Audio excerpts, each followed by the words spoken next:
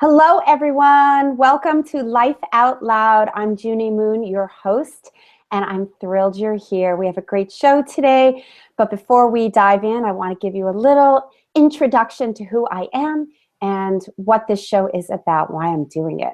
So I am a transformational coach. I'm a certified shadow worker. I work with individuals and groups all around the country. I was going to say around the world, but that could happen any second because I work with people virtually as well as in person.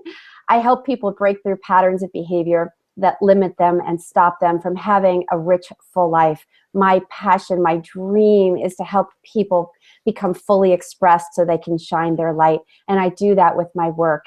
If you're interested in finding out more about my shadow work or anything that I'm doing, you can go to innercritictamer.com. That's innercritictamer.com. You could even pick up my free ebook, How to Tame Your Inner Critic, and you can catch me there. And because my mission is to truly help people shine their light and to have an amazing life, I decided to create Life Out Loud, a place where I can talk to some of the leaders of our time, people that are making a difference, people that walk their talk, shine their light, and are the pioneers of transformation in many different ways. And today I have Kathy Scheiern, and I'm so excited to introduce you to her. So let me pull up her bio and give you a little intro to who she is. So Kathy Scheiern, she is one of the world's leading experts in transformation. She is the co-founder of Tesseract Transformation, a transformational event company creating custom and signature events for organizations, coaches, and trainers. I can't wait to hear more about that. She is also the owner of Purpose Works LLC, a breakthrough coaching company dedicated to working with people who are struggling to make a powerful, positive difference in their lives. She helps them get unstuck and back on track to achieving their hopes and dreams. Kathy also holds a doctorate in the dynamics of transformation, as well as numerous certifications in a variety of transformational tools and techniques, which she uses to create customized solutions for her clients. She is also a CPA, interesting, a former financial executive, a shaman, and a licensed minister. So am I, Kathy. Kathy's, I think we have a bunch of similar certifications. Kathy's greatest joy is when she's creating and facilitating transformational events, workshops, and ceremonies for people who are committed to making real change in their lives. So that is who I have on the show. So let's say hello to Kathy Scheiern. Welcome. Thank you. It's wonderful to be here. So thank you very much for inviting me on this program. I'm so glad you're here. So we're going to dive in with her. But first, I want to just welcome everybody here and let you know that the chat room is open. Feel free to say hi. Let us know you're here. Ask questions. We'll be talking about change. We're going to be talking about transformation. And I'm sure it's going to perk some of you, bubble up some questions for you guys, and we invite them here. So Kathy, before we go into where you are now, I really would love to know, how did you get to this place in your life? What drew you to transformation? I'm assuming you've had some transformation of your own. Oh yeah, actually quite a bit. I think what originally started me down this particular path was I started out in the CPA route, the business route, the left brain thing. And for any of you that work in that environment, you're probably pretty aware that it's still, even now, a relatively dysfunctional environment to be in. And they kept doing change initiatives, more change initiatives, more change initiatives, and they never worked. Yeah. They had all these big promises, which, if we do this, we're going to get this. And it never got what they wanted. Mm. And I was making my money sort of with that side of my brain. But on the other side, I had relocated to a new city and had met a shaman and gotten introduced to this whole alternative world. And I started out, my left brain was like, come on, is this real? Really? And but I prided myself on thinking I was open-minded at the time. And so I said, well, okay, if you're judging, you're not being open-minded. So I told myself I didn't have to believe, but I had to suspend disbelief. And so I started down this path and started to have experiences for which the left brain had no logical explanation. And so for a long time, I was living this shaman life over here and this work life over here, and realized that the two of them really came together in the process of change. And I wanted to understand how things worked better. And that's how I ended up going to school for the doctorate. But for 20 years, I was doing transformational intensives and experiences and coaching and helping people go through processes to make their lives better. It was fun. Wow. So you actually, you were in that world, that left brain business world, discovered the shamanic path and that whole right-sided way of thinking, and you stayed and you started integrating that. I'm not sure. Is that what you said? That yeah, well, in a covert kind of way, yes. Exactly. So I really started bringing some of what I was learning about change and about myself and about what people really were looking for in their lives into the workplace in the way I interacted with my employees. Mm-hmm. I mean, at one point I had over 100 of them, and it was a job with a lot of volume and a lot of hassle and a lot of systems and a lot of other things. And by sort of taking what I was learning in right brain land and bringing it into left brain land, into the business environment, we actually created the whole department with these techniques, like I said, covertly, because I wasn't saying, oh, here I am, the corporate shaman. It's kind of like, no, I'm the corporate controller. Huh. But it was by practicing that in the workplace, people got more fulfillment out of their work. They felt more appreciated. They were more dedicated to getting things right at all levels. I had 13 levels of people working for me. Mm. And we really started to turn things around, save a lot of money, improve statistics, highest morale of any place in the whole country or company.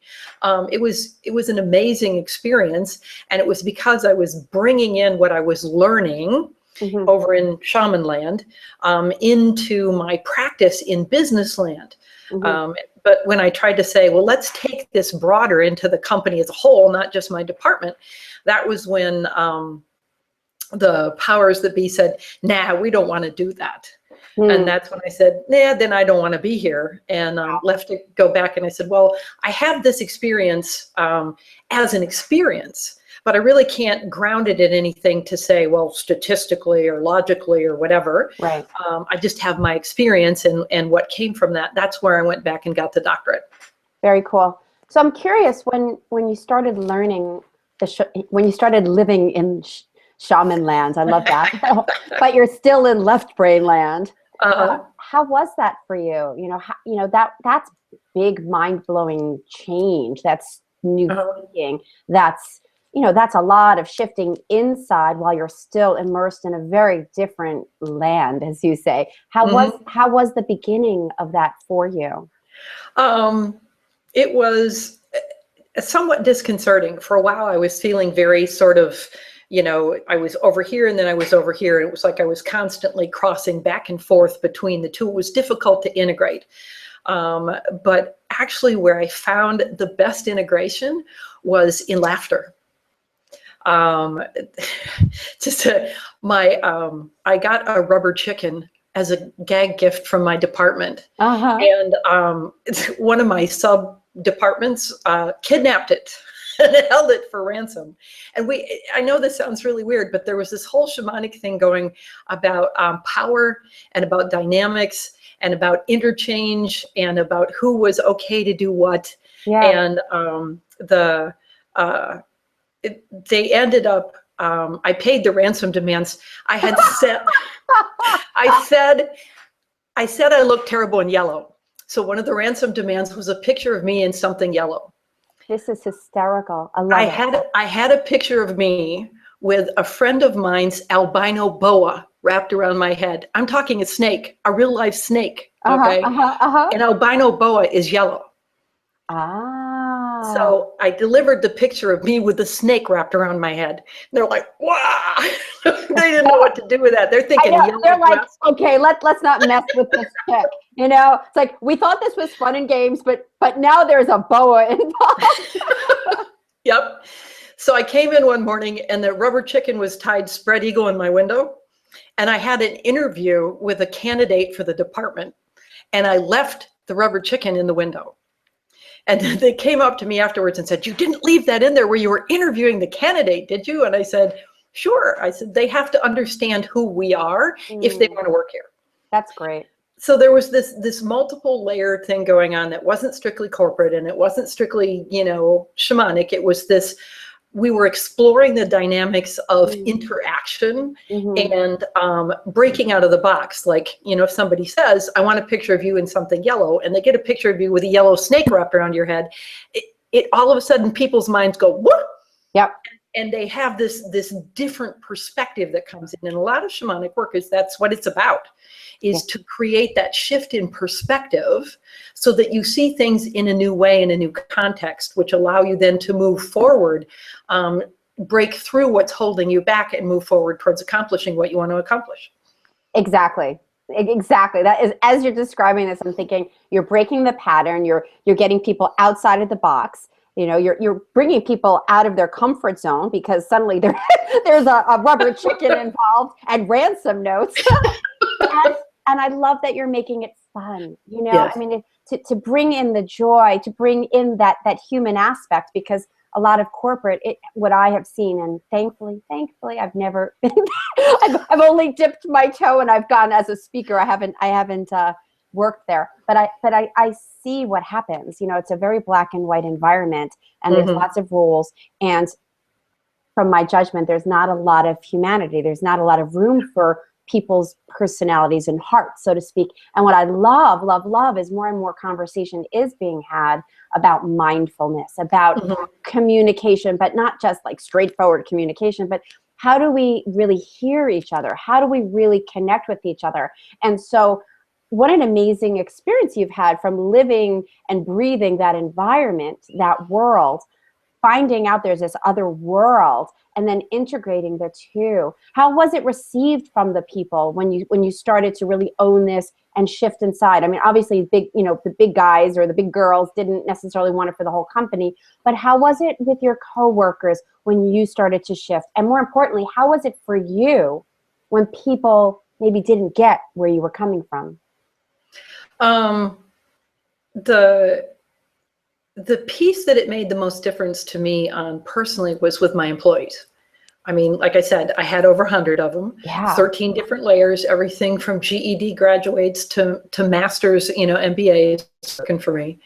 And we made a huge shift in consciousness of that department, and for the people. There's one woman who particularly moved me when I was leaving the company. She was third generation single mom raising daughter, Appalachian GED education kind of thing. And she had worked for me for over a dozen years, and her daughter had reached an age, she was going to college. It was the first ever in their family to go to college. And she came to me and she said, "This is because of you." I mean, she's an accounts payable clerk. And I'm like, "How was this because of me?" And she said, "Because you're the first person who ever taught me that what I did mattered." Wow. And I taught that to my daughter. And my daughter took it and is going to university because she knows that what she does matters. Wow. So from that standpoint, I didn't care if there was a vice president who was saying, "I don't like what you're doing." Or at one point I was labeled both a communist and an anarchist in the same breath. Like, you people don't understand what's going on. I didn't care because for me, what it really meant to me was I was making the difference I wanted to make in the world. Yep. Go ahead. Yeah. No, and I was just going to say, and the fact that something like that, I'm so glad she shared that with me, because I wouldn't have known, what her daughter was doing, or that she was attributing it to just the simple fact that I respected her. Yep. And I told her how much I valued what she did. And I explained that as an accounts payable clerk, her doing her job well saved the company money, and how, and that's why it was so important. And it didn't matter that she had a GED. It was all about appreciating what she brought to work. Absolutely. Feeling like we matter, that we have value is so important. We all need that. And again, I've seen that a lot in work environments where people just are not getting acknowledged for what they're bringing to the table, and the impact that has is just precious. One of the things I'm also hearing you speak about is what I call the calling. I mean, you obviously found something that mattered to you, that you were drawn to, that made you feel amazing, that you wanted to share it. And it didn't matter what the naysayers were saying and calling you names. Sticks and stones were not going to break your bones, because you really found something that resonated with your heart. And that's what I'm always talking to people about, and my clients about. Like when we really know that there's something that's not in alignment, and we get into alignment and we find that beam, oh my God, it just, what a breath of fresh air. And so one of the title of this is, how to deal with change. I don't remember exactly the title, but it was about change. How do we handle change, and how sometimes people struggle with change. And one of the things I believe strongly is, if you have your eye on the prize and you have a strong connection to the why, that the change is less painful. But I would really love for you to talk to us about change and transformation and some of the things you've discovered along the way that can help people handle it and be more effective and be more successful with whatever it is that they're shifting with in their life. Yeah. The thing is, we're not wired genetically. We're not wired to embrace change. We're wired to be afraid of it. Yeah. Because our ancestors way back in the day was kind of like the guy that saw the bushes moving and went, "Hey, wow, what's that?" Got eaten by the saber-toothed tiger. Got to be careful, those bushes. Well, but the guy that saw the bushes moving went, and ran away. Okay. He lived to provide genetic material. So we are literally wired to be highly observant about change, and then to be afraid of it, that somehow it's dangerous in some way. The problem is that our brains haven't caught up to the world. Right. And the world, because of technology and all the other things we have created as human beings, is changing so fast that by being afraid of change, we get ourselves stuck. We get in this place where we don't have what we want. We aren't accomplishing our dreams. And we're either stuck in a comfort pattern, because you can get stuck by, what's the phrase? Better the devil you do know than the devil you don't, right? Okay, yeah. You may not like what you have, but something else might be worse. The logical thing is, yeah, but it could be better. So when you get stuck in places like that, you aren't moving forward. So you end up in what I call hamster wheeling, which is you can work really hard and not really make any progress, because you're just running around and around and around and around, not getting to where you want to go. And stuckness can show up as avoidance. I'll think of, Scarlett O'Hara, I'll think about that tomorrow. Right. It can show up as perfectionism. Well, I can't do it because it won't be perfect. Okay. Or I can't do it because I might make a mistake. So there's this whole piece where we stop ourselves from moving forward because it can't be perfect. Right. The standard response to that is, have you ever seen a baby climb up out of a crib and start walking? No, we are human beings. We learn by attempting and making mistakes. Yep. So our fears stop us from trying. And they don't let us get out of our comfort zones and confront our patterns of avoidance and perfectionism. And or sometimes even there's one I call staying loyal to the rules of belonging. Like, if you were the first person, if your family says, we're salt of the earth types, we don't need higher education, and you really want to go to college. Okay, well, that can be a tough thing to do, because now you're kind of going up against a norm in your family. Yep. And if your family isn't supportive, if they're saying things like, well, who do you think you are? Yep. Then you've got to go against this. Well, how do I belong in a situation to move myself forward? Yep. So all these things create all kinds of struggles in our lives, our degree of comfort with where we are and our fear of what's different, maybe our rules of belonging, and certainly our fear of making mistakes and looking bad and not wanting to be in a position where other people will judge us and find us lacking. Yep. Those are all reasons that we struggle. Absolutely. Those are the same things that I come across too with the shadow work. people wanting something, and sometimes they don't really see why they're not getting it, why they're sabotaging themselves, why, there's a lot of fear, and they're stopping themselves. And then all those pieces that you mentioned, right on the money. It's like there are these old beliefs, or there's the fear of losing something, or the fear of rejection, all those pieces that create that fear, that create that struggle. And if I really go for this, my family may reject me. I mean, these are big considerations, and for good reason, that people will go, maybe I better stay where I'm at. But meanwhile, they're really wanting something, and they're really being called to do something else. And there is the struggle, because it's not happening for them for all these reasons. So what might you suggest? How do you work with people with these fears? I mean, when I talk with people, I say it's not about getting rid of the fear. It's about allowing the fear to come in, to actually embrace it, and to learn what's underneath that fear. Like, what is the real thing we're scared of? Because sometimes the things we're scared of aren't even risks anymore. They're old stories that we're telling ourselves. But at the end of the day, these are things that we need to figure out. And then, the transformational work that I do. But I want to know what do you offer people, and how can you help people with that struggle, knowing that there's some good things there that might be keeping them in the not so sure place? Well, there's a whole other level of resistance too, and that one comes out of it's called family constellation work, and it talks about how generational issues can flow down, and you might not even be aware of why you're stuck in a certain pattern, but it's a family pattern or a family burden that has flowed forward that denies permission to succeed. Do you know family constellation work? That's one of the things I'm certified in. Oh, I didn't know that. I did not get that certification yet. I've heard great things about it. So continue. Yes. I'm sorry. Yeah, no, it's very powerful. And I've heard great it's things. all about identifying the burdens that we take on before we even become conscious that we're doing it as very young children, in an attempt, it's called entangled love, in an attempt to sort things out and make things better for our parents, which of course we can't do because it doesn't work like that. But the child's mindset is magical. So I was taught family constellation work by a shaman, by a German shaman. So it's kind of like, okay, German shaman, yeah, they're everywhere.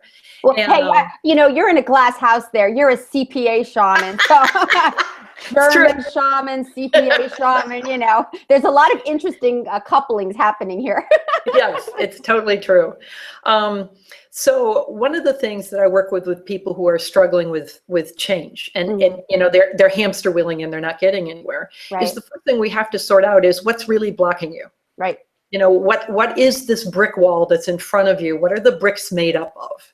Is it a loyalty issue? Is it a comfort issue? What's, as you said very clearly and correctly, what's underneath the fear? What is it a lack of love? Is it a lack of approval? What are you really afraid of if you make a mistake? Yeah. And it might even be this burden thing, which is, I don't know why this is happening to me, but I just can't seem to move forward. Right. So you first of all have to track through and figure out, okay, what are we really up against here? And sometimes it's multiple layers of things. You start out maybe with a family burden, and then there's some life experience, and then there's some judgment, and then people made fun of you about a certain thing you wanted to accomplish. Yep. And it layers in, and then you have to clear it all out. Part of the clearing of it out, then it tracks to which kind of thing are you doing. For example, if it's, your family saying, you can't succeed, this isn't who we are, all right? Well, if you really want it enough, and that's the first thing, is what's your level of desire? Yep. Because if you don't have a really strong level of desire, none of it's going to be powerful enough to overcome the effect of the fear. The fear is going to keep you in a freeze or fight position. You're not going to be able to move forward because you just haven't built up enough charge yet to break through. I'm actually going to share something in relation to that. Before we came on live, guys, I was telling her that I'm in this change place, and I'm taking on something, and it's moving through me, and so I've been living in the same place for close to 6 years now, and for lots of reasons, mostly divorce, school system, all that stuff. But now my son is out, and and I'm here in this house. I love this house. I love where I am. but I keep hearing myself say the same friggin' story. I sing the song, poor me, I'm in the middle of nowhere, poor me, everybody's Mhm. so far away and I'm so alone. And and yet I love my home. I love my home. There's a lot here that works for me. So I did not have that burning, like Mhm. something Exactly. has to happen. And then last week I had another big shift in my life, and I just sat there and I was just really feeling the pain. I was Mhm. allowing it to move through me, and I just was like, that's it. I'm done. I need to go. It was Yep. like boom. And the next day I'm in the town looking for apartments and figuring out what this next thing is, because I got to that point where it was like there was more pain in Yes. staying here than there was pain in leaving. And now of course I'm in the okay, there's things to think about, there's things to move through, and some challenges and some fears, of course, but it's a no-brainer now. It's like I've come to that point where I must. It's a must now. And it's a matter of just figuring it out. And once I had that clear decision and saw Mhm. that this was something that I'm being pulled toward, decision made. So I think that's a really big important part of it. Yep. And one of the things, even when I was doing the doctorate, they talk about it in the psychological literature. They call it the crystallization of discontent. Ah, In that what happens is, up to a certain point, there's all these little pieces of, well, this isn't cool, and I don't like this, and this isn't comfortable. And all these little pieces are, it's like Lilliputans with their little strings on Gulliver, right? You haven't really looked at it in yeah, totality. And then yeah. there comes a point where it all comes together, like crystallizes. And you're like, oh, this is way bigger than I thought it was going to be. And I really I'm Mhm. ready to Yep. move through this. The And readiness. it's that decision, exactly what you Mhm. said. It's that decision point, that readiness point, that Mhm. when you are ready to make that change, you have that desire. Now it's about, okay, let's look at what's the best next step. That's what Yep. I talk about in my work, is what's the best next step from where you are. Mhm. First, if it's get you to the point where you're ready to make the change, okay, that's the next step. Yep. If I'm at the change point like you are, I know what it is, okay, what's the next step from there? Which is the right direction to go to move you forward towards accomplishing what you want? And sometimes it's even, I know I want something to be different, but I don't know what that is. So a lot of times it's clarity around what's the goal. Yep. You Yeah. might have some sort of vague idea of, I want life to be better, Mhm. but it's like the guy who says from stage, what do you want? And somebody says more money, and he hands him $1 and says, now you got it. Yeah. Yeah. Tony Robbins does that. You want some money? Here's That, $1. Exactly. yeah. It's like It, you got to get specific. What is it that you're really, really wanting? And I yep. also think what you just said is so important is what stage are we in? Exactly. And allowing ourselves to be in that stage. I mean, for the last couple of years, I've been, oh, I should move. Oh, I feel like I need to move. Oh, I really am not happy here. And then I'm like, okay, but I'm not ready yet. Hmm. Like you said, the crystallization is like, okay, I need more information. I need to be with this. I'm in the hallway. I'm not at the door Hmm. yet. I'm in the hallway. I see the door. It's down the hallway. But right now I'm in the hallway. It's a little dark, but I just have to breathe and get some good support and allow Hmm. the information to come. And when it does, then I'll know. But I also think struggle is when we're pushing up against the unknown and we're trying to make something happen without the information. So whether it's we don't know what it is, whether it is the past and the old messages, whether it's the fear we're going to lose something. I mean, all these are big, important pieces before we can really go and blast wide open. Exactly. Absolutely. Exactly. And you said something just like a minute earlier. It's so critical. And that's the importance of support. Yep. Is that human beings are social animals, Yep. and I haven't yet run across much of anything that somebody hasn't figured out how to do before I did.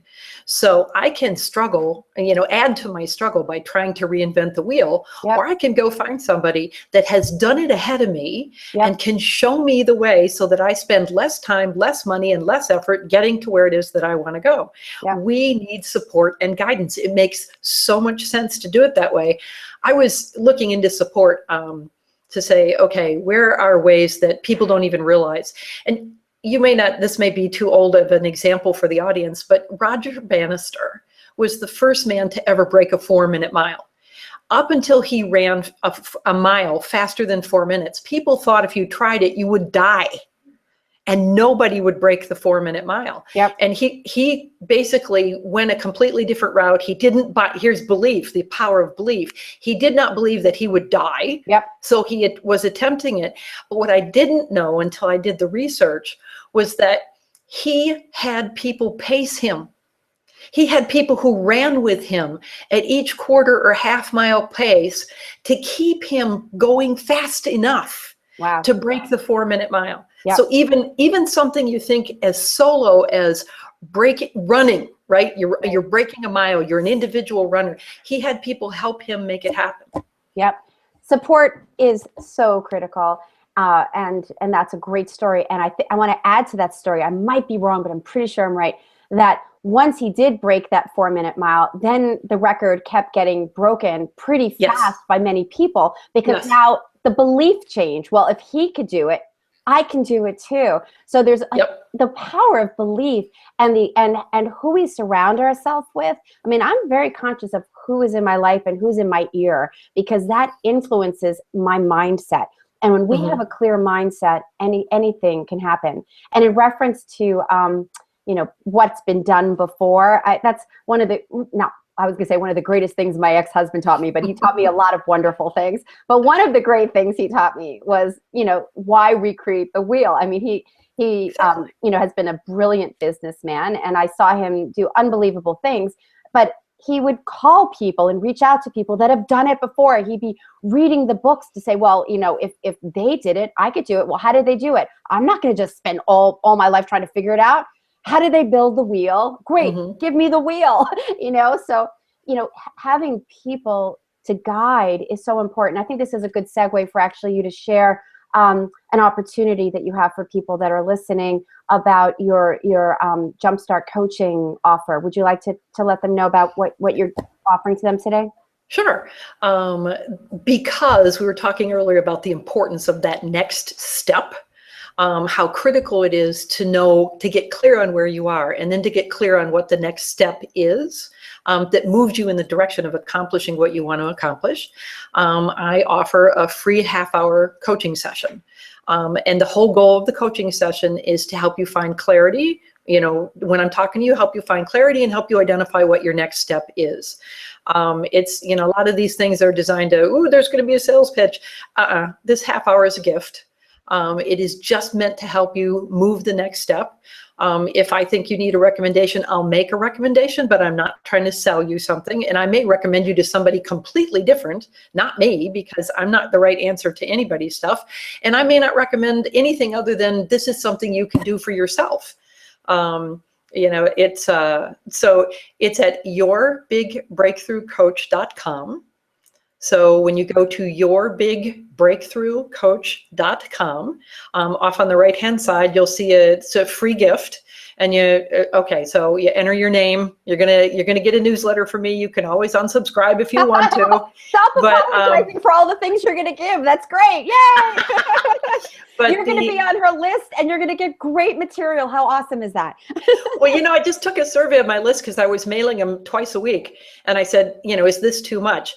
And they almost almost half of them came back and said, no, you send great stuff. We want to continue to hear from you. And then some people said, well, if you only want to send us once a week, we'll accept that, but we'd really like to hear from you more often. And so it was really kind of funny. I was expecting everyone to say, no, I'm too busy, don't mail me so often. That's what the delete button's for. It's exactly. good. That's what the delete button is though. So it's a free half-hour coaching session. If you put your name in, you'll end up at a page where you can pick a time in my schedule that you can, and it will, come through to me with an email and a phone number, and I'll call you and we'll have a half-hour talk about what's going on, what you're struggling with, getting to that point of clarity, getting to that identification of next step, so you know what's going to move you forward. Because none of us are served by staying stuck. We're here for a reason. We all, I believe we all have a calling. We're all here for a purpose. You may not know what it is. It may not be huge. It may be like me doing what I did, and the woman's daughter went to university, and who knows what she's going to contribute to life. Yeah. You don't always know the impact Mm-hmm. that you're going to have, but we're all here for a reason. And if we stay stuck, we're not fulfilling that reason. Yep. Beautiful. And so oh wait, I always forget which way to go. On the left side of the screen, or the right side, I don't know, one of the sides, there is the offer, and you can click and go right to her site. And so, yeah, I mean, getting clear on what's going on is so important.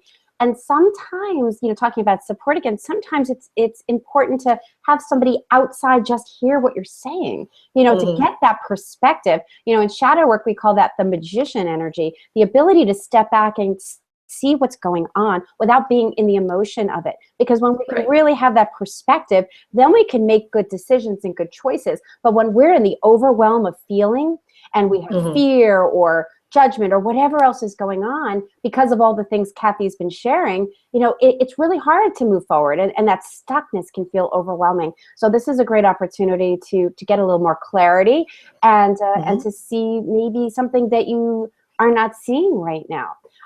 So Kathy, tell us a little bit more about transformation and change, in the sense of, if somebody is struggling and they're not knowing what to do and they're feeling all these emotions. So we've talked about support. We've talked about reaching out, getting information from people that maybe have done it already. Are there any tools that they can start using right now that you might recommend? One of the things that you can do is to, I really like Byron Katie's work, just to speak to a process, which is when you're up against a fear. Okay, there's all kinds of acronyms for fear. Yep. My favorite is forgetting everything's all right. But the reality is fear is never about what's going on right now. It's always about, it's related to a story from the past, or it's related to a worry about the future, but it's never about the present. So what I find is that if I can help someone really get clear about this fear thing, is that it isn't real. I mean, the emotion is real. I'm not saying people don't feel fear, they do. But the thing that you're afraid of hasn't happened yet. Okay, so right now, in this moment, you are at choice. You can choose to take the step forward or not. You can choose to let the fear stop you or not. But the one thing we are always at is choice. We can't always control what happens around us, right? But we can always choose how we respond to it, always. So when we get conscious of the fact that we have the power to choose in the present moment how we want to respond to what's going on, that's a critical component of starting to take control of your life and beginning to move through the challenges and starting to accomplish what it is you really want to accomplish in your life. Yep. So I'm losing my earbuds here. I'm going to only hear half of you. So what happens with I call it a presence practice, which is come into, get real, stop and think for a minute. What's going on right now? What's real? Okay. And based on what's really real, the Byron Katie work, is it true? Is it really true? Kind of thing. What do you choose to do about it? Don't react, respond. Make a choice and pick your way forward. And the other thing is that crystallization of discontent. If there's a lot of stuff going on, is take a look at all of it and say, how much am I willing to tolerate? Ask yourself, is the situation that I'm in all of its pieces, really tolerable? Is this how I want to live the rest of my life?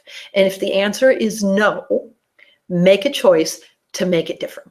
Beautiful. Oh my God, that was so well said. Love, love, love, love, love. Really great. Again, I'm thinking about this big move and some of the thoughts, I track my thoughts a lot, because that's how if I'm starting to feel something, or, my mind is going, this is, it's information. I'm feeling fear, information. What are my thoughts? Information. But one of the things that was happening to me was, will I find a place for my dog? What if I forget that, that I need this particular thing in this house? And I end up at, I started jumping to the future of all the unknowns, and felt very out of control. And it was, minutes, but but in that moment, I'm like, Yeah. okay, I'm feeling a lot of stress right now. And then I'm like, okay, wait a second. And I came back to exactly, what you just said. I'm like, all right, let me just be right here. What is true now?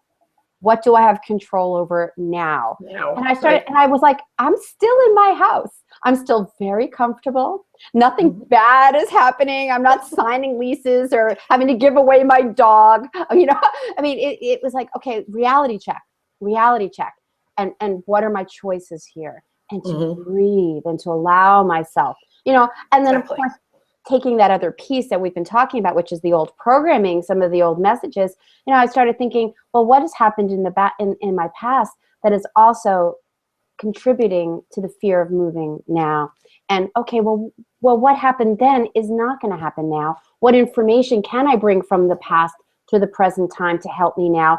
And is it true? Is it true that what happened in the past is going to happen now? And if it will, what might I do differently now? So again, to embrace the fear, to embrace the, what are my choices? What do I have control over? What don't I have control over? I mean, you're right on the money. Well, of course you're right on the money. I think just like you. Of course, you're brilliant, just like me. Yay! So I'm noticing we're kind of getting down to wind down. Is there anything else you'd like to talk about your journey in discovering what transformation is about? I mean, my God, you have a PhD in the dynamics of transformation. Is there a couple of golden nuggets that you've been like, wow, this has impacted my life greatly? Or, what else would you like to share with us? I think a couple things. One of them is that judgment is different than discernment, and judgment blocks you. Mm, Discernment is observational. It's kind of like, okay, what can I learn from this? Whereas judgment gets in the way of moving forward. I like to point out to people, judges sit on the sidelines and hold up numbers. They are not in the race. mm, They aren't moving. They aren't reaching their goals. They're sitting on the sidelines and holding up numbers. So if you find yourself in judgment, you've taken yourself out of the running, literally. So learn. My statement from that is failure is just experience with judgment attached. mm. Because failure, it just means it didn't work. Yep. Okay. But that word is so charged, that's where our fears come from. Oh no, I'm going to fail. Right. And so, and that judgment comes in and makes that experience somehow wrong. Can you imagine the little kid falling down when they're trying to walk going, oh man, that sucked. I fell on my butt. I'm never going to get up again. I refuse to walk. I'm going to make my parents carry me forever. I mean, it's ridiculous. So if we can get out of judgment and just look at our lives as experiences, Mm-hmm. and what can we learn from the experience, and how does the experience move us forward, and how does it create, even if it's a painful experience, how does it create empathy within us, or compassion within us, or Yep. or discernment for how not to fall in that hole next time. Yep. Judgment is just such a key block to moving forward. And the other piece I love that you said also, and it's let emotions move through you. Emotion. We get stuck when we hang on to something, and Yep. it literally, in my experience, it toxifies in the emotional landscape when it gets stuck. Yep. It's if you allow the emotion to move through you, you felt it, but you haven't let it stop you. Yep. And that's critical. Yep. Great. Thank you. So I can't believe we're at time. I've got to go so fast. So many things. Good thing I can call you and ask you more questions. Ha Yes. ha, guys. You'll be missing out, but maybe we'll have another show. So anyway, this has been great. Just a reminder, if you want to know more about my work, you can go to innercritictamer.com and pick up my ebook, How to Tame Your Inner Critic, which is a workbook, a journey to discovering your inner landscape of why you do what you do and why you tell yourself some pretty crummy things, and how to change that. And Kathy, if you could just tell them your email again, or the link for them to get your coaching again, because I took the offer down and I want them to also be able to hear it Sure. through video. It's yourbigBreakthroughcoach.com. Okay, So yourbigBreakthroughcoach.com. Yep. And she's giving a 30-minute get focused jumpstart coaching session as a gift to you. So definitely take advantage of that. And And change, guys, it's something that's guaranteed to happen. I guarantee you 100% money back guarantee that you will have change in your life. Yep. And the question is how to manage it, how to flow with it, how to be with it so it doesn't stop you, and that you can really create the life that you're so meant to live. You know, Kathy and I are talking about calling and purpose, and we both believe strongly that you're here for a reason. So, you know, embrace the change, let it flow, reach out for support, and blessings to you all. Kathy, thank you so much for being here. This was great having you here. Well, have you back soon. Thank you, Junie Moon. This was amazing. I really appreciate it. I took you off screen. Thank you so much. Thank you for being here. Guys, thank you. Be well. Blessings to you, and have a great day.